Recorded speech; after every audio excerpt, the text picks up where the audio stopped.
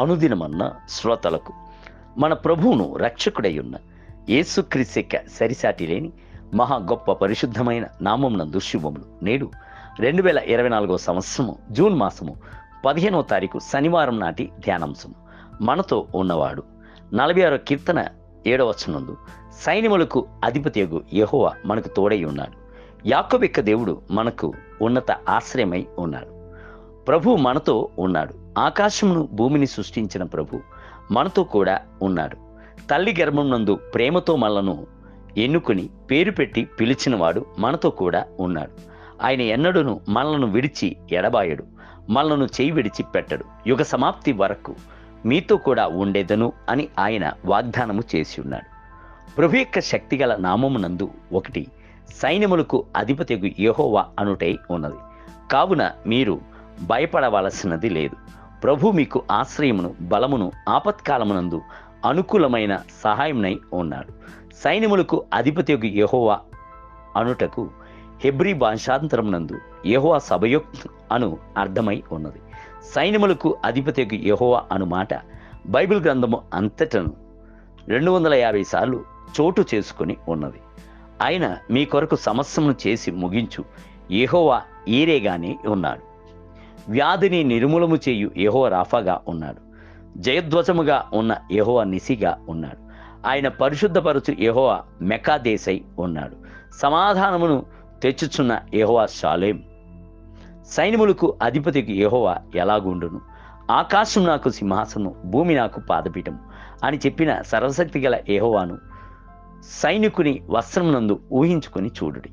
ఎంతటి బలవంతునిగాను మహత్యము గల వాడిగా మహోన్నతము గల అధిపతిగా ఆయన ఉన్నాడు. అటువంటి సైన్యములకు అధిపతికి యెహోవా మనతో కూడా ఉన్నాడు. సైన్యములకు అధిపతికి యెహోవా మన కొరకు యుద్ధము చేయుచున్న ఇజ్రాయేల్ యొక్క విజయ సునాదమైన వాడు. ఆయన ఎన్నడూ పరాజయము పొందినవాడు కాదు. ఆయన జయక్రీస్తు, లోకమును శరీరమును సాతాను జయించిన సర్వశక్తి గల దేవుడు. ఆయన యుద్ధం నందు జయధ్వజమైన వాడు. ప్రభు ప్రేమాస్వరూపి. ఆయన మనపై జాలిగలవాడు. అయితే మనకు విరోధముగా సాతాను యొక్క సైన్యము వచ్చుచున్నప్పుడు ఆయన మౌనముగా ఓర్చుకొని ఉండడు.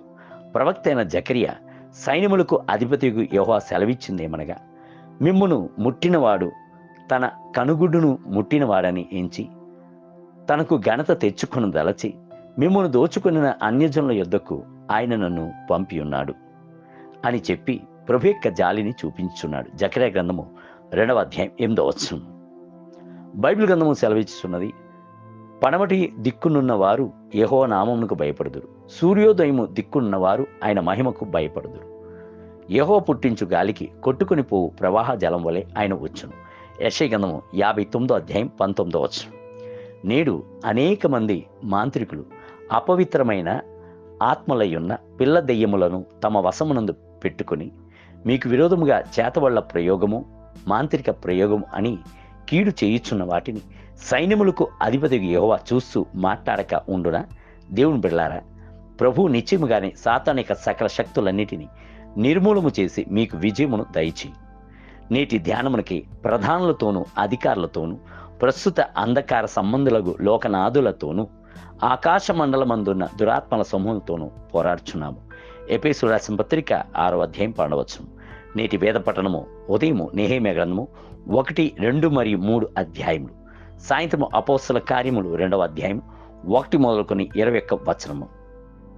ప్రభు మిమ్ములను దీవించునుగాక. ఆమేన్.